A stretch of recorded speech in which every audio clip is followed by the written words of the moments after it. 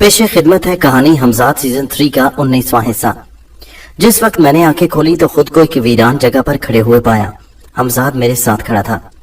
मैंने हैरत से इधर उधर देखते हुए पूछा, मेरे हमजाद ये कौन सी जगह है? हमजाद ने मुस्कुराकर मेरी तरफ देखा और कहने लगा, आका हम जमुना नगर से थोड़ी ही दूर हैं। आपकी हिदायत के मुताबिक मुझे वहां से निकलना था, लेकिन मुझे आगे का पता नहीं था कि आप कहाँ जाने का इरादा रखते हैं। मैंने उसकी बात सुनकर कहा, ओह ये तो बहुत बुरा हुआ। इसका मतलब है कि अभी हम लड़की को होश में लेकर आएंगे, ऐसा ना हो कि वो लोग हमें टूटते हुए यहाँ आ जाएं, क्योंकि हम अभी वहीं पर हैं। इसे तो ले जाना मुश्किल हो जाएगा, इसे दोबारा बेहोश करना होगा, इसलिए बेहतर है कि इसे बेहोशी की हालत में ही यहाँ से ले जाते हैं। मेरा ख्याल है पहले इसे होश में ले जाया जाए, मैं इससे इसकी जगह के बारे में पूछ लूं कि इसका शहर कौन सा है, मैंने कहा, और फिर इसके बाद इसको इसके शहर या इसके घर छोड़ाया जाए। तुम इस तरह करो, जल्दी से जाओ और खाना और पानी ले आओ। हमजाद ने मेरी बात सुनकर सर हिलाया और फौरन मेरा हुक्म पाते ही गायब हो गया। मैंने लड़की को गौर से देखा। बेहोशी की हालत में भी वो बहुत अच्छी लग रही थी। उसके बाल बहुत लंबे और घने थे। निहायत खूबसूरत लड़की थी। पे दर पे मुसीबतों ने उसकी जिस्मानी हालत को बहुत मौकूफ और पस्त कर दिया था। उसकी हालत देखने में बुरी लग रही थी।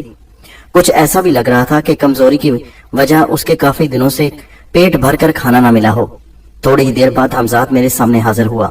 हाथों में उसने खाने की तश्तरी उठा रखी थी, जिसमें पानी भी मौजूद था। मैंने पानी के बर्तन में से कुछ पानी हथेली पर डाला और उस पानी के छींटे लड़की के चेहरे पर मारे।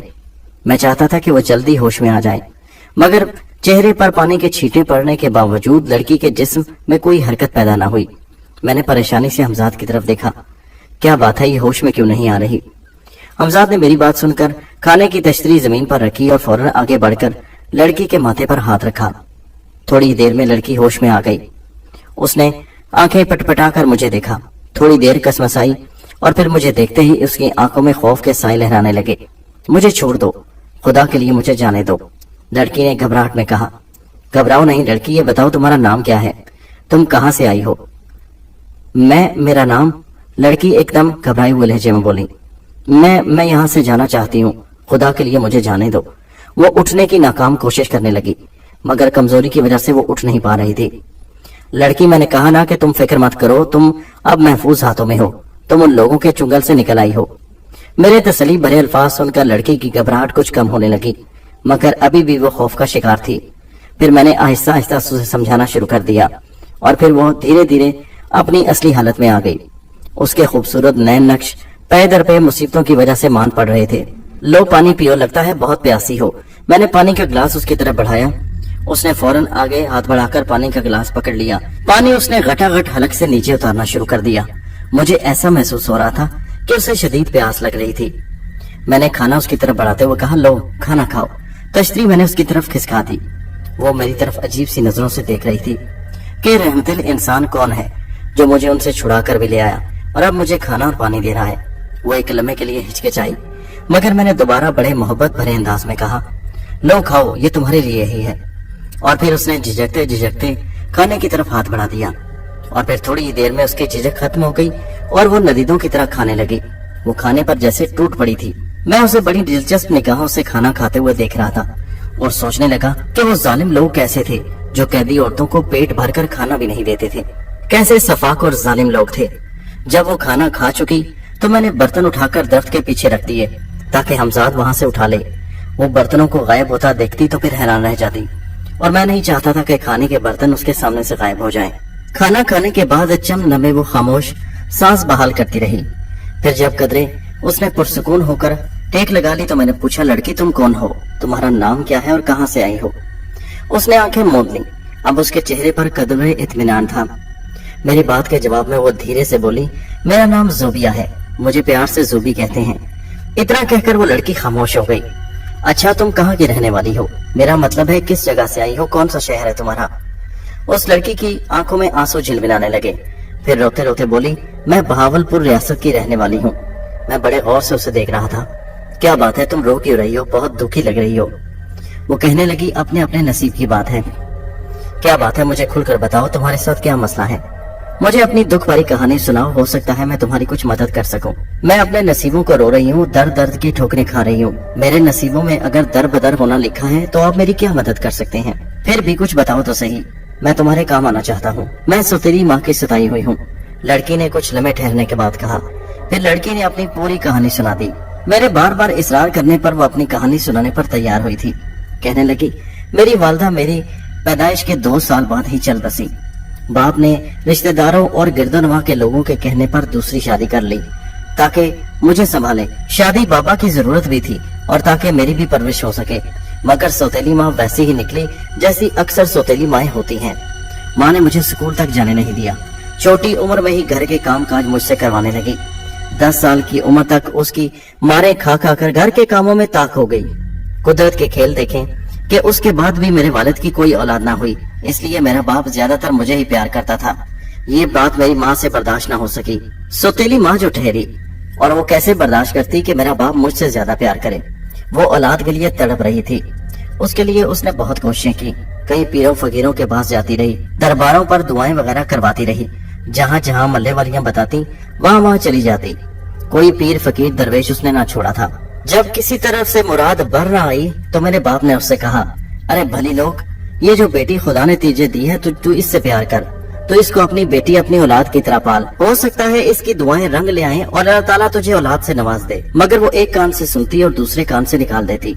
उसके अंदर हसद दिन ब दिन बढ़ती जा रही थी। अमूमन ऐसा देखा गया है कि सौतेली माएं दूसरे की औलाद से कभी मोहब्बत नहीं करती। जो मोहब्बत वो अपनी औलाद के लिए महसूस करती हैं। आगे पीछे के लोग उसे मना करते कि बिन माँ की बेटी है, इससे प्यार कर, इसे अपनी औलाद समझ, यही तेरे लिए काफी है। मगर वो तो जैसे पत्थर दिल की हो गई थी। जिंदगी बड़ी बेरंग सी गुजर रही थी। बाप मुझसे मोहब्बत करता था, लेकिन सौतेली माँ को भी राजी रखने की कोशिश करता, इसलिए मेरे दिल पर बाप की मोहब्बत का असर भी न हुआ। इसी दौरान मैं 16 साल की हो गई। माँ औलाद के लिए जगह जगह मारी फिरती। जहाँ जहाँ कोई औरतें उसे बताती वो वही जाती। इसी दौरान में उसके ताल्लुकात एक ऐसे आदमी के साथ हो गए जो काले इल्म का माहिर था। श्याम लाल हमारी बस्ती से बाहर एक पुराने खंडर में बैठा अपने जाप में मसरूफ रहता, उल्टे सीधे अमल करता रहता। किसी ने मेरी सौतेली माँ को बताया कि उसके पास जाओ, तुम्हारी मुराद भर आएगी। वो उसके पास जाती और मुझे भी साथ ले गई। उसके पास जाती, वो मुझे देखता तो वो मेरे पीछे पड़ गया। सौतेली माँ जहरीली नागिन निकली। बहाने बहाने से मुझे श्यामलाल के पास लेकर जाने लगी, क्योंकि वो बार बार श्यामलाल मेरी माँ से कहता कि इसे अपने साथ लेकर आओ। मगर मुझे तो श्यामलाल की सूरत देखते ही घिन आने लगती और मैं घर की तरफ दौड़ती। 1-2 बार मैंने अपने बाप से भी दबे दबले लफ्जों में इस बात की शिकायत की कि माँ मुझे जबरदस्ती एक ऐसे आदमी के पास ले जाती है जो मुख्तलिफ जाप करता है, मगर मुझे देखते ही उसकी आंखों में शैतानियत उभर आती है। अब्बा मेरी बात सुनकर आग बगोला हो गया और माँ के साथ झगड़ा करना शुरू कर दिया। माँ वक्ती तौर पर तो उसके झगड़े की वजह से खामोश हो गई और मैं भोली भाली इसी बात पर खुश हो गई कि मेरे बाप ने मेरा भरपूर साथ दिया है। मगर मैं नहीं जानती थी कि मेरे साथ क्या होने वाला है। श्यामलाल और मेरी सौतेली माँ रजिया ने इसे अपनी शिकस्त जाना और वो इस हद तक मेरे मुखालफत में हो गई कि मुझे यकीन नहीं था वो जलील औरत इस हद तक चली जाएगी कि मेरे बाप को भी मुझसे छीन लेगी। और फिर उस रात ये कहकर लड़की खामोश हो गई और फिर उसकी आंखों से आंसू जारी हो गए। बताओ बताओ, डरो नहीं। मैं जानता हूँ तुम दुखी हो, लेकिन तुम्हारे दुख का हल करने के लिए मैं तुमसे तुम्हारी कहानी पूछ रहा हूँ। मैंने लड़की को हौसला दिया तो वो फिर कहने लगी। उस रात वो श्यामलाल को घर बुला लाई और फिर उन दोनों ने मिलकर निहायत लर्ज़ाखेज अंदाज में मेरे बाप को कत्ल कर दिया। मैं तो वो देखकर ही जैसे सकते में आ गई। लाश ऐसी गायब की कि पता नहीं चल सका और उन जालिमों ने मुझे इतना डराया धमकाया कि अगर किसी को बताया तो तुम्हें जान से मार डालेंगे। मैं रोना चाहती थी, चीखना चाहती थी, मगर मुझे ऐसा महसूस होता जैसे मेरी आवाज गले में अटक कर रह गई हो। और फिर मैं उस घर से एक रोज मौका पाकर भाग निकली। दुखों और मुसीबतों की मारी घर से तो निकल पड़ी, लेकिन इन जालिमों के हाथे चढ़ गई। इनके एक साथी ने मुझे पकड़ लिया और मुझे यहाँ ले आए। बस यही है मेरी कहानी, उसने कहा और फिर उसकी हिचकियां बन गईं। अच्छा, तो ये है सारी कहानी। अच्छा, तुम जानती हो कि ये तुम्हें कहाँ भेजने वाले थे? ये तुम्हें किसी बाहर के मुल्क भेज देते, तुम्हारा सौदा कर देते और वहाँ से तुम्हारी वापसी नामुमकिन हो जाती। मेरी बात सुनकर वो कहने लगी, मैं भी मर जाती तो कम से कम अच्छा ही होता। ये दुनिया के दुख सहने के लिए जिंदा न रहती। मैं अपने बाप की मौत का बदला भी नहीं ले सकती। मैं कितनी बेबस हूँ। तुम्हारे बाप की मौत का बदला मैं खुद लूंगा, तुम फिक्र मत करो, मैंने कहा तो वो मेरी तरफ हैरत से देखने लगी। हमजाद पास खड़ा दिलचस्पी से ये बातें सुन रहा था। अच्छा ये बताओ, अगर तुम घर वापस जाना चाहो तो क्या तुम तैयार हो? मेरी बात सुनकर वो एकदम से लरज कर बोली, नहीं नहीं, वो मुझे मार डालेगी। लड़की के चेहरे पर खौफ के आसार उमड़ आए। तुम्हें इंतकाम तो लेना ही है ना, उसके लिए तो तुम्हें वहीं जाना पड़ेगा। वो कहने लगी, आप नहीं जानते श्यामलाल कितना खतरनाक आदमी है, और अब ये कि उसके मेरी माँ रजिया के साथ ताल्लुकात हैं। वो मुझे नहीं छोड़ेगा क्योंकि मैं घर से भाग भी निकली हूँ और मैं उन दोनों के गुनाह को जानती हूँ कि उन्होंने मेरे बाप को कत्ल किया है। मैं उस मौके की ऐनी गवाह थी। मार डालेगा, देखते हैं कैसे मार डालता है। मैंने गुस्से से कहा, तुम फिक्र मत करो, तुम्हारे साथ इन होने वाली ज्यादतियों का बदला हम ऐसे ही लेंगे जिस तरह हमने तुम्हें उन जालिमों के चुंगल से छुड़ाया है। अच्छा तुम ऐसा करो, अब तुम यही आराम करो और देखो इस दरख्त के से आगे पीछे कहीं मत जाना। मैं जरा इर्द गिर्द घूम फिर कर जायजा लेता हूँ कि ये जगह कौन सी है। मैं हमजाद से कुछ बात करना चाहता था, मगर हमजाद से बात करना उसके सामने मुनासिब नहीं था, इसलिए मैं जरा एक तरफ जाकर ये काम करना चाहता था। मैं ये कहकर एक तरफ चल पड़ा। मैंने मुड़कर फिर उसे ताकीद करते हुए कहा, मेरी बात याद रखना, यहाँ से कहीं आगे पीछे मत जाना। ठीक है, जैसा आप कहें। उसने मुझे देखकर सर हिला दिया। मैं थोड़ी दूर आ गया। मैंने हमजाद को तलब होने का हुक्म दिया तो वो मेरे सामने हाजिर हुआ। क्या ख्याल है तुम्हारा? लड़की को वापस इसके घर भेजने में क्या इसकी जान को खतरा होगा?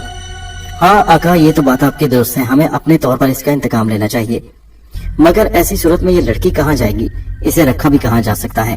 औरत जात है। वैसे ये श्यामलाल किस बला का नाम है? देख लेते हैं आका इसे भी। क्या ख्याल है इस लड़की को? हाँ मैं चाहता हूँ इस लड़की के साथ कुछ भला हो जाए। रात का अंधेरा पड़ते ही हम यहाँ से निकल चलेंगे। दिन के वक्त वहाँ हमें आसमान से उतरते हुए कोई देख सकता है। ठीक है आका, रात होने तक इंतजार किया जाए। मैं सोच में पड़ गया तो हमजाद कहने लगा, जो आप बात सोच रहे हैं वो दुरुस्त है। मैं सोच रहा था कि लड़की को उसकी सौतेली माँ के साथ उसके घर में ले जाना चाहिए। जी हाँ आका, अगर लड़की को किसी अकेले मकान में छोड़ते हैं तो फिर इसकी हिफाजत के लिए भी किसी को रुकना पड़ेगा, और फिलहाल हमने कहीं भी मकान लेने का इरादा नहीं किया। जहाँ हम मकान लेंगे वहां पर ही लड़की को साथ रख सकते हैं, लेकिन जवान लड़की को साथ रखने में कई तरह की कबातें होंगी। लड़की को साथ रखना मुश्किल हो जाएगा। हमजाद की बात दुरुस्ती मैं सोच में पड़ गया। ठीक है मेरे हमजाद, तुम जाओ, मैं सोचता हूँ। जो ही रात गहरी होगी मैं तुम्हें बुला लूंगा और फिर हम यहाँ से निकल चलेंगे। मैंने हमजाद को रुखसत कर दिया और यही मेरी बड़ी गलती थी। हमजाद को रुखसत करने के बाद मैं पलटा और वापस लड़की की तरफ बढ़ गया। लड़की वहीं बैठी हुई थी, उदास परेशान। मैंने कहा, लड़की यहाँ वीराने में बैठना मुनासिब नहीं, हम रात के वक्त यहाँ से चले जाएंगे। मगर हम जाएंगे कहाँ? मेरे पास तो कोई घर भी नहीं और आपके पास तो कोई सवारी भी नहीं, और मालूम नहीं कि हम यहाँ पहुँचे कैसे, और इस जंगल में रास्ता कहाँ जाता है, कैसे सवारी का बंदोबस्त होगा। मैंने मुस्कुराकर कहा, यह तुम्हारे फिक्र करने की बात नहीं, फिलहाल उठो यहाँ से। हमें आगे चलकर कोई महफूज पनाहगाह तलाश करनी चाहिए। ये वीराना उजाड़ है, ऐसा ना हो कहीं से कोई जंगली जानवर आ जाए। उन लोगों से तो बच निकले हैं, ऐसा ना हो कि वो ढूंढते हुए फिर हमें यहाँ तक आ जाए। मेरी बात सुनकर वो खौफजदा हो गई और फौरन उठकर मेरे साथ चल दी। हम दोनों उस वीरान जंगल में आगे की तरफ बढ़ने लगे। दूर दूर तक कहीं आबादी का नामो निशान नहीं था। ऊंचे नीचे टीले और पथरीला रास्ता, कहीं कहीं दरख्त घने होते जा रहे थे और कहीं कम। चलते चलते हम ऐसी जगह पर पहुंच गए जहां पर एक दरख्तों का बड़ा झुंड था। एक ऐसी कुदरती जगह बन गई थी जैसे मालूम होता दरख्तों ने छत से बना रखी हो। लड़की भी बहुत थक चुकी थी, मजीद आगे चलने की उसमें हिम्मत नहीं थी, उसकी हिम्मत टूट चुकी थी। बैठ गई। मैंने कहा, ठीक है बैठ जाओ, यहाँ कुछ देर आराम कर लो। मैं भी लड़की के साथ ही बैठ गया। मैं उसे अकेलेपन का एहसास नहीं होने देना चाहता था। शाम के साए गहरे होते चले जा रहे थे। जंगल में दूर दूर तक वीराने और सन्नाटे का राज था। कहीं कहीं छोटे मोटे जानवरों के बोलने की आवाज आती। लड़की दरख्त से टेक लगाकर ऊँगने लगी और फिर उसका सर झुक गया और मेरे कंधे पर आ लगा। वो नींद में डूबी हुई थी। खाना खाने और पेट भर जाने से उसे नींद का खुमार आने लगा और वो थकन का भी शिकार थी। मैंने उसका सर कंधे से हटाना मुनासिब नहीं समझा। उसे नींद का एक ऐसा झोंका आया तो उसका सर मेरी गोद में आ पड़ा। मेरे सीने पर सर रखते हुए उसके बाल बिखर गए, रेशमी बाल। यही वो लम्हा था जब मेरा ईमान मुतजलजल होने लगा। वो मेरे सीने पर सर रखे हल्की नींद सो रही थी। उसकी भीनी भीनी खुशबू मेरे दिमाग में रची बसी जा रही थी। और फिर मैं भी आखिर नौजवान खून था, अपने आप को काबू में कैसे रखता। न जाने कैसे शैतान मुझ पर गालिब होने लगा। मेरी नीयत में खराब होने लगी। मेरी नीयत में फतूर आना शुरू हो गया और फिर बिलाखिर वो सब कुछ हो गया जो नहीं होना चाहिए था। जंगल में मुझसे वो घिनौनी गलती हो गई जिसकी सजा मुझे भुगतनी थी। वो शर्मिंदा शर्मिंदा सी बैठी मुझसे नजरें नहीं मिला पा रही थी और मैं उससे नजर चुरा रहा था। रात गहरी होती चली जा रही थी।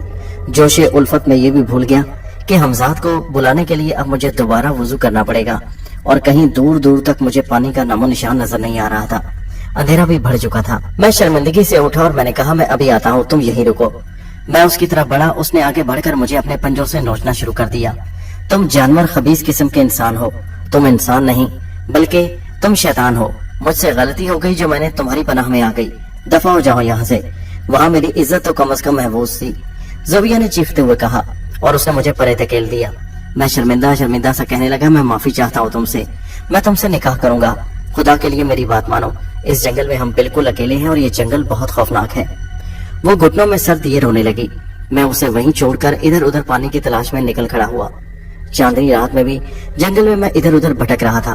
कहीं दूर दूर तक वीराना पानी तलाश कर रहा था, मगर पानी कहाँ से मिलता। आबादी न जाने यहाँ से कितनी दूर थी। मैं काफी देर तक पानी की तलाश में इधर उधर भटकता रहा। मैं दूर भी नहीं जाना चाहता था, कहीं वो लड़की वो अकेली है। पानी की कहीं एक बूंद भी दिखाई न थी। मैंने सुना था कि यहाँ कहीं आसपास कोई छोटा दरिया है, लेकिन अभी तक मुझे दरिया कहीं दिखाई नहीं दिया था। अजीब बात थी कि इतने बड़े जंगल में कहीं पानी का चश्मा तक नजर न आया। मैं फौरन उसी लड़की की तरफ दौड़ा। उसे जंगल में अकेला छोड़ना मुनासिब नहीं था।